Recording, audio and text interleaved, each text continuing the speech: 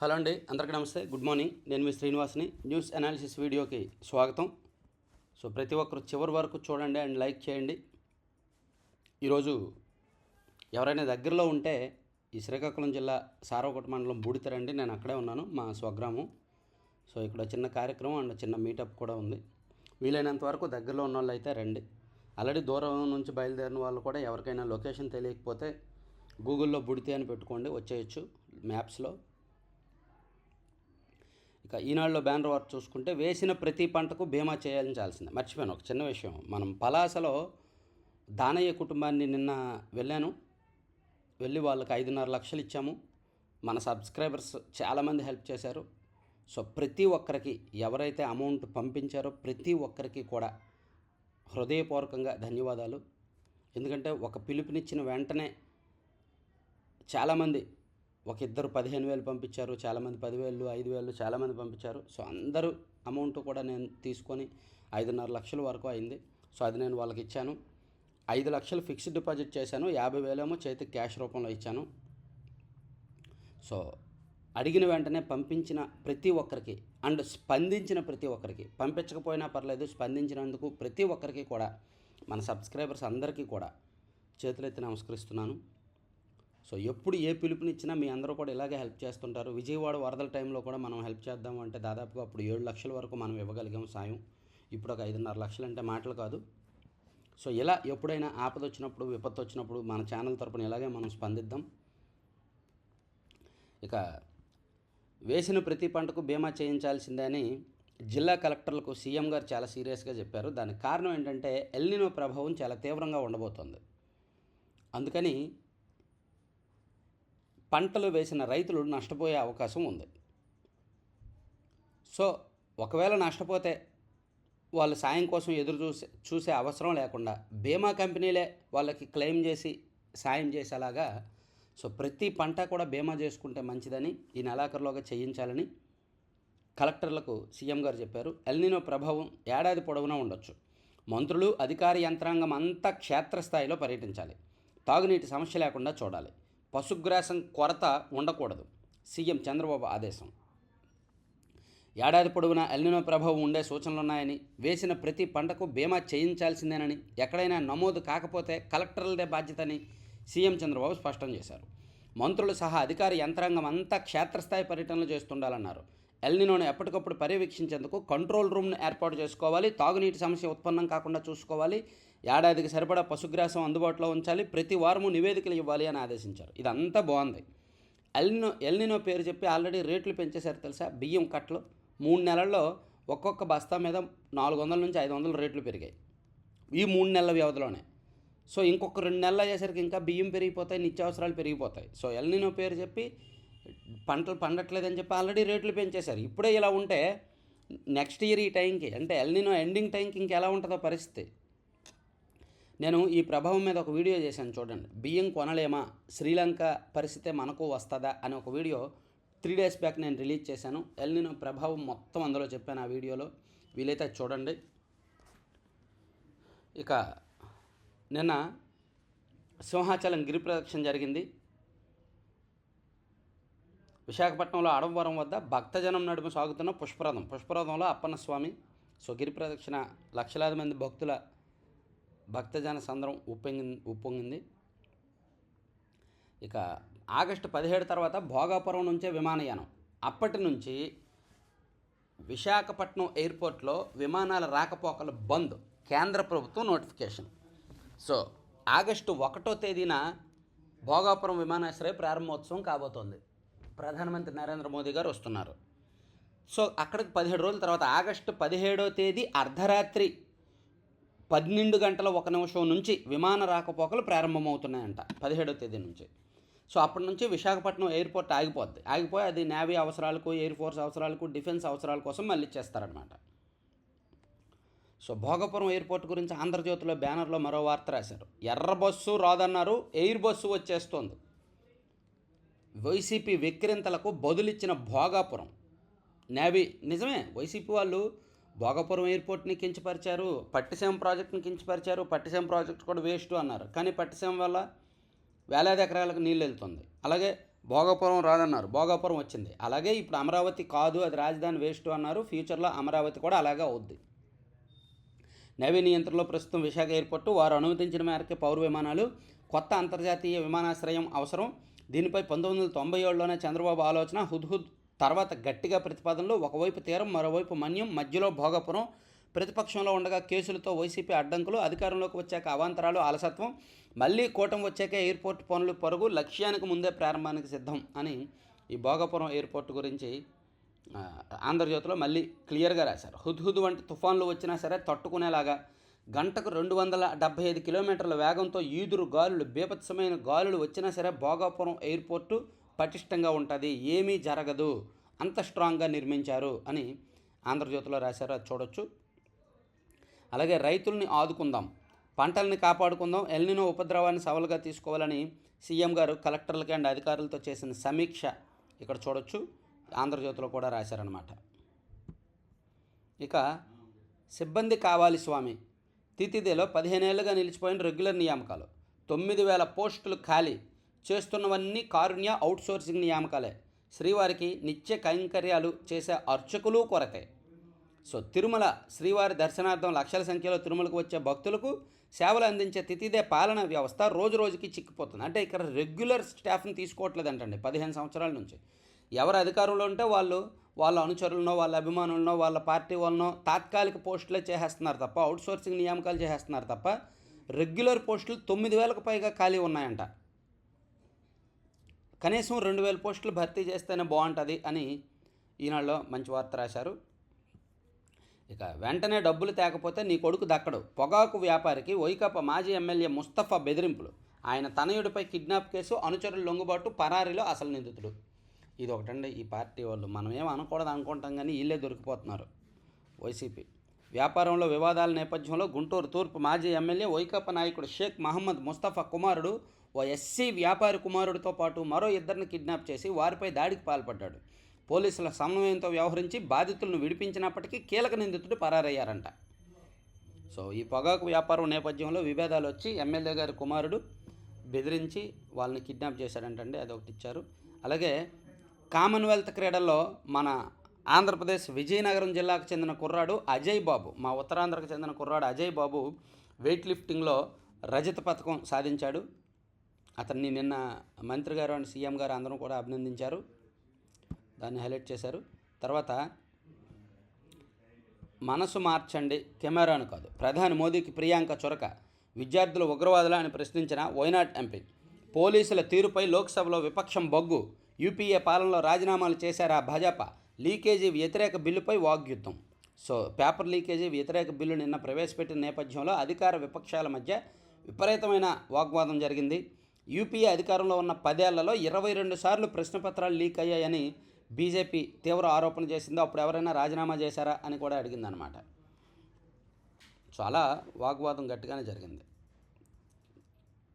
కేసులు లేని మైనర్లను విడుదల చేయండి. నీట్ పేపర్ లీకేజీ వ్యతిరేక ఆందోళనపై అన్ని రాష్ట్రాలకు సుప్రీంకోర్టు ఆదేశం. సో దీన్ని ఆంధ్రజ్యోతిలో బాగా హైలైట్ చేశారు. మైనర్లందరినీ విడుదల చేయాలి, వారు నేర చరిత్ర లేని వారే ఉండాలి, నమోదైన ఎఫ్ఐఆర్ల మీద దర్యాప్తు కొనసాగించవచ్చు, విద్యార్థుల కేసులపై సుప్రీం ఆదేశాలు, పోలీసుల లాఠీచార్జిపై సిట్ ఏర్పాటు పరిశీలిస్తున్నాం, నిరసనలపై పోలీసులు ఎలా వ్యవహరించాలన్న మార్గదర్శకాలను సమీక్షించాల్సి ఉందన్న వ్యాఖ్య. ఢిల్లీతో పాటు పలు రాష్ట్రాల్లో విద్యార్థుల మీద పోలీసులు దారుణంగా దాడి చేశారు. సుప్రీం మాజీ సీజేఐ లేదా సుప్రీంకోర్టు జడ్జితో సిట్ ఏర్పాటు చేయాలి పిటిషనర్ల తరపు న్యాయవాదులు. సో పోలీసులు వ్యవహరించిన తీరు కూడా ప్రశ్నార్థకం అవుతుంది. దాని మీద దర్యాప్తు జరగాలని కోర్టులో పిటిషన్ వచ్చిందనమాట. అలాగే డిజిటల్ మోసమా బాధ్యత ముఖ్యమే, ఆర్బీఐ మార్గదర్శకాలు ఉన్నాయి.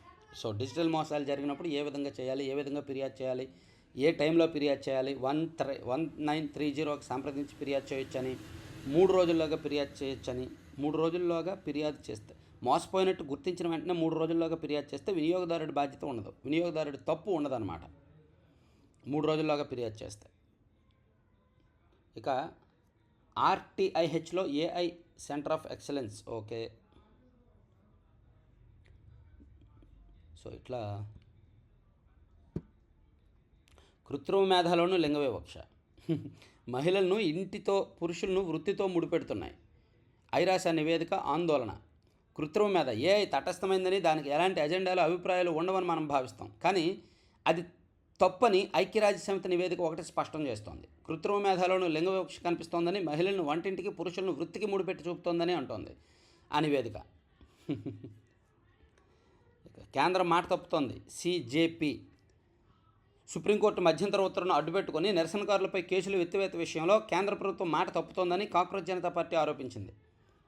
ఇటీవలి ఆందోళనలో పాల్గొన్న అనేక మంది విద్యార్థులు దేశవ్యాప్తంగా వివిధ రాష్ట్రాల్లో వేధింపులకు గురవుతున్నారని పేర్కొంది. తమకిచ్చిన హామీలను సర్కారు నిలబెట్టుకోకపోతే ఈసారి ఢిల్లీలోనే కాకుండా దేశవ్యాప్తంగా భారీ నిరసనలకు దిగుతామని హెచ్చరించింది. కేంద్రం ఏమో బేషరతుగా కేసులు విత్డ్రా చేస్తామని చెప్తోంది. సుప్రీంకోర్టు ఏమో వారి నేర చరిత్ర ఉంటే ఉంచండి, దర్యాప్తు కొనసాగించండి, అండ్ మైనర్లు అయితే విడుదల చేసేయండి, నేర చరిత్ర లేని వాళ్ళని విడుదల చేసేయండి అని చెప్తోంది. సో కోర్టు ఉత్తర్వులు ఒకలా ఉన్నాయి. కేంద్రం మాత్రం బేషరతుగా అందరినీ విడుదల చేసేస్తాం, కేసులు లేకుండా చూస్తాం, కేసులు కొట్టేస్తామని చెప్పింది. సో కేంద్రం ఇచ్చిన హామీని అమలు చేయాలని సీజేపీ డిమాండ్ చేస్తోంది. ఇక మెటాపై కేంద్రం తీవ్ర ఆగ్రహం. ఫేస్బుక్లో ప్రధాని వీడియో తొలగించడంపై సమన్లు, క్షమాపణ సరిపోదని స్పష్టీకరణ. విద్యార్థులను ఉద్దేశించి ప్రధాని నరేంద్ర మోదీ ఇటీవల విడుదల చేసిన వీడియో సందేశాన్ని ఫేస్బుక్ కొంతసేపు తొలగించడంపై కేంద్ర ప్రభుత్వం తీవ్ర ఆగ్రహం వ్యక్తం చేసింది. అంశాల వడపోత ఆటోమేటిక్ విధానంలో సమస్యల వల్ల ఇలా జరిగిందని ఫేస్బుక్ మాతృ సంస్థ మెటా ఇచ్చిన వివరంతో కేంద్ర ప్రభుత్వం సంతృప్తి చెందలేదు, క్షమాపణ చెప్పినా అంగీకరించలేదు. మెటా ఉన్నతాధికారులకు సమన్లు జారీ చేసింది. ఇది గట్టిగా నెయ్యేలా ఉంది. ఇలాంటి వారిని ఎవరు కొంటున్నారు? జన్జీ నిరసనకారులపై కంగన వివాదాస్పద వ్యాఖ్యలు. ఈమె బీజేపీ ఎంపీ కదా, సో అట్లానే మాట్లాడతారు. ఇక ఫ్రాన్స్ స్పెయిన్లో కార్చిచ్చు విధ్వంసం అంట, అది చూడొచ్చు. తర్వాత గోదావరిలో పడిపోయిన ఇన్ఫ్లో, డెల్టా ఆయకట్టుకు ఇబ్బంది లేకుండా నీరిస్తామన్న అధికారులు. ఇక శ్రీశైలంలో ఈరోజు నీళ్లు వదలబోతున్నారు. అలాగే పనుల్లో నాణ్యత పాటించిన గుత్తేదారులపై చర్యలు తీసుకోవాలి, బిల్లులు నిలిపివేయాలి. పెదపెంకుల అభివృద్ధి పనులపై సమీక్షలో అధికారులకు పవన్ కళ్యాణ్ ఆదేశాలు. ఉన్నత ఆలోచనలతోనే విజయాలు, విద్యార్థులతో ఎన్టీఆర్ ట్రస్టీ నారా భువనేశ్వరి. సో నారా భువనేశ్వర్ గారు కుప్పం నియోజకవర్గ పర్యటనలో ఉన్నారు. మీరు అబ్జర్వ్ చేశారా, ఇంతకుముందు ఎప్పుడు భువనేశ్వర్ గారు కుప్పంలో అంతగా లేరు, కానీ ఈసారి ఎందుకో ఈ 2 సంవత్సరాల నుంచి ఆమె ప్రతి నెల కూడా కుప్పం కాన్స్టిట్యున్సీకి వెళ్తున్నారు. అండ్ సీఎం గారు కూడా ప్రతి 3 నెలలకు ఒకసారి కుప్పం వెళ్తున్నారు. ఏదో జరగబోతోంది నెక్స్ట్ ఎలక్షన్స్లో. కుప్పం నియోజకవర్గానికి సంబంధించి కొన్ని మార్పులు ఉండబోతున్నాయి. ఇక ఆచూకీ లేని ఓటర్లు కడపలోనే అత్యధికం అంటండి. తర్వాత స్థానాల్లో కర్నూలు, తిరుపతి, చంద్రగిరి, నెల్లూరు రూరల్. ఓటర్ల జాబితా ప్రత్యేక సమగ్ర సవరణలో వెలుగులోకి. పాణ్యంలో అత్యధికంగా డబుల్ ఎంట్రీ ఓట్లు. తొలగించాల్సిన ఓట్లు తిరుపతి, కర్నూలు, కడపలోనే ఎక్కువ. వైకాపా హయాంలో నమోదైన దొంగ ఓట్లు గుట్టురట్టు. వైఎస్ఆర్ కాంగ్రెస్ పార్టీ అధికారంలో ఉన్నప్పుడు వాళ్ళు బలంగా ఉన్న చోట తిరుపతి లాంటి చోట, కడపలోన, నెల్లూరు రూరల్లోన, చంద్రగిరి, సో ఈ ప్రాంతాల్లో ఏ విధంగా దొంగ ఓట్లు జారీ చేశారో అనడానికి ఇప్పుడు సర్లో బయటపడుతున్న లెక్కలే నిదర్శనం అనమాట. సో తిరుపతిలో సుమారుగా 57,256 శాశ్వత వలస వెళ్ళిపోయారంట. ఈ విషయంలో రాష్ట్ర సగటు ఇలా ఉంటే తిరుపతిలో ఎక్కువ మంది ఉన్నారు. అలాగే రంపచోడవరంలో కూడా మరణించిన వారి పేర్లు ఇంకా ఉన్నాయంట. అలాగే చంద్రగిరిలో ఎక్కువగా నో మ్యాపింగ్ ఓట్లు ఉన్నాయంట. ఇలా రాష్ట్ర వ్యాప్తంగా ఎక్కడెక్కడ ఏమేమి ఉన్నాయనేది బాగా రాశారు. తర్వాత 2,000 కోట్ల భూమిని ప్రభుత్వానికి స్వాధీనపరచాలి. విశాఖ స్టీల్ ప్లాంట్ నిర్వాసితుల్లో 6 కార్డుదారులకు న్యాయం చేయాలి. అసెంబ్లీ పిటిషన్స్ కమిటీ ఇచ్చింది.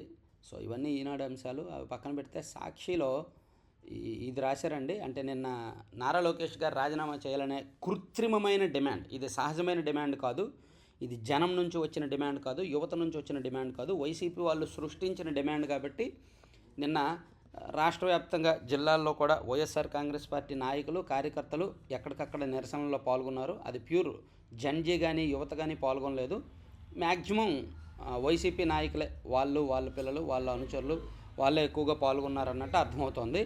సో కథం తొక్కిన యువజనం, లోకేష్ తప్పుకోవాల్సిందే, అందరి నోట అదే మాట. డిఎస్సి స్కామ్కు బాధ్యత వహించాల్సిందేనని అల్టిమేటం. డిఎస్సిలో అక్రమాలు, విద్యార్థుల సమస్యపై రాష్ట్ర వ్యాప్తంగా ఆగ్రహం. వైఎస్ఆర్సీపీ ఆధ్వర్యంలో ర్యాలీలు, ధర్నాలతో హోరెత్తిన నిరసనలు, సాక్ష్యాలున్న సర్కారు స్పందించకపోవడంపై నిప్పులు చెరిగిన అభ్యర్థులు. పలుచోట్ల పోలీసుల అడ్డంకులు అయినా కొనసాగిన ఆందోళనలు. లోకేష్ రాజీనామా చేయాలి, సీబీఐ విచారణ జరిపించాలి, ఫీజు రియంబర్స్మెంట్, వసతి దీవెన బకాయిలు వెంటనే చెల్లించాలి, నెలకు 3,000 నిరుద్యోగ భృతి అమలు చేయాలి, బకాయిలు ఇవ్వాలి, సర్కారు స్పందించే వరకు పోరాటం కొనసాగుతుందని హెచ్చరిక. ఏం పోరాటం కొనసాగింది? నిన్న వెళ్ళారు ఇంతమంది, వీళ్ళందరూ ఇక్కడే ఉన్నారా? లేదుగా, పోరాటం కొనసాగించలేదుగా, వెళ్ళిపోయారుగా, అయిపోయింది. ఒక 2 అవర్స్ చేశారు, తర్వాత వెళ్ళిపోయారు కదా. అయితే ఇందులో డిఎస్సి నిజంగా రాసిన అభ్యర్థులు ఎంతమంది ఉన్నారు అనేది కీలకం. అది కీలకం.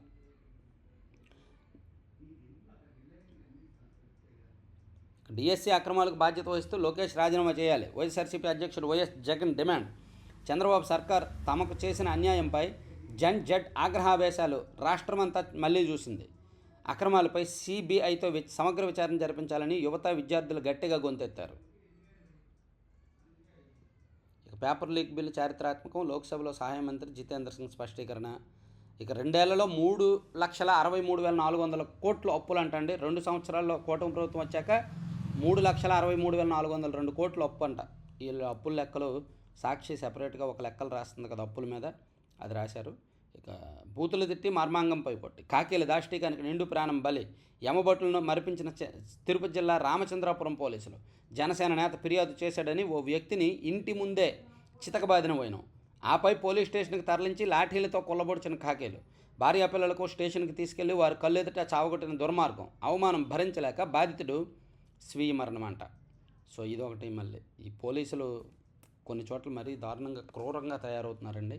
చూడండి, ఇన్సిడెంట్ తిరుపతి జిల్లా రామచంద్రపురంలో జరిగిందంట. పోలీసులకి లాఠీలు ఇచ్చింది అధికారులు ఇచ్చింది అందుకేనా? ఇక ఆశ్రమ పాఠశాలలో విద్యార్థికి పాము కాటు. ఇదొకటి. గవర్నమెంట్ హాస్టల్స్లోనూ గవర్నమెంట్ స్కూల్స్లోనూ ఏజెన్సీ ప్రాంతాల్లో ముఖ్యంగా ఇబ్బందులు. ఇక బలవంతంగా లాక్కోవద్దు. హైకోర్టు విశ్రాంత న్యాయమూర్తి జస్టిస్ చంద్రకుమార్ హితవు. రాజధాని పేరుతో భూములను బలవంతంగా లాక్కోవద్దు అని చెప్పి విశ్రాంత న్యాయమూర్తి గారు ఒకటి ఇచ్చారు. ఇంకా ఆంధ్రజ్యోతిలో కూడా టచ్ చేస్తే ఆల్మోస్ట్ కీలకమైన అంశాలన్నీ చెప్పుకున్నాం. ఆంధ్రజ్యోతిలో మెగా డిఎస్సీని రద్దు చేయండి, నియామకాలు రద్దుకు ఆదేశాలు ఇవ్వండి. హైకోర్టులో వైసీపీ ఎమ్మెల్సీ మరో వ్యాజ్యం. మెగా డిఎస్సీని రద్దు చేయాలా, నియామకాలు రద్దు చేయాలా? ఆ కష్టపడి సంవత్సరాల కళను సాకారం చేసుకున్న 15,000 మందిని మళ్ళీ రోడ్డును పడేయాలా? ఎంత అన్యాయం అండి వైసీపీ వాళ్ళు. ఇక ఎక్కడ జగన్. వైసీపీ ఆందోళనకు యువత విద్యార్థులు దూరం. నిరసన ర్యాలీల్లో పాల్గొన్న వారంతా మిలీనియల్సే. అదే కుర్రాళ్ళు లేకుండా చేశారులే. గుండు గీయించుకుంటే 15,000 ఇస్తాం. కొత్త రకం వ్యాధి కాదు. మహిళలను అజ్ఞాత వ్యక్తి ఫోన్. నిజమేనని నమ్మి గుండు చేయించుకున్న మహిళలు. తమిళనాడు సేలంలో విక్రమార్కుడు తరహాలో మోసం. పాపం విక్రమార్కుడులో రవితేజ ఎంట్రన్స్ సీన్ ఉంటుంది కదా, గుండు కొట్టేసి వెళ్ళిపోతాయి.